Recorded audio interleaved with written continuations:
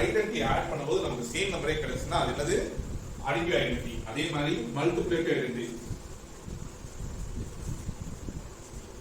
என்னன்னா a into இந்த இடத்துல e நம்ம மல்டிப்ளை பண்ணும்போது a கிடைக்கும். இந்த மாதிரி ஒரு நம்பரோட ஒரு வேல்யூ நம்ம மல்டிப்ளை பண்ணும்போது திருப்பி a கிடைக்குதுன்னா என்ன நம்பர் கிடைக்கும்?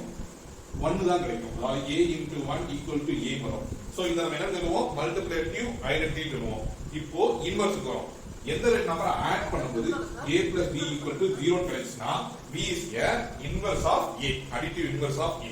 மல்டிப்ளிகேட்டிவ் இன்வெர்ஸ் அதே மாதிரி தான் a into b equal to 1 கிடைக்கும். அப்ப bங்கிறது மல்டிப்ளிகேட்டிவ் இன்வெர்ஸ் ஆஃப் 1. சோ ரொம்ப ஈஸியா புரிஞ்சுக்கணும்னா இத ரெசிப்ரோக்கல் எழுதுங்க 3/2. புரியுதாமா? அடிட்டிவ் இன்வெர்ஸ்க்கு நெகட்டிவ் மாத்திக்கங்க. இங்க நம்ம நெகட்டிவ்லாம் மாத்த கூடாது. ஓகேவா? அடுத்தது இதெல்லாம் வந்து கான்செப்ட்னா இது மட்டும் தான் ஆன்சர். நான் உங்களுக்கு இதெல்லாம் புரிய வைக்கிறது தான் அப்படியே சொன்னேன். ஓகேவா?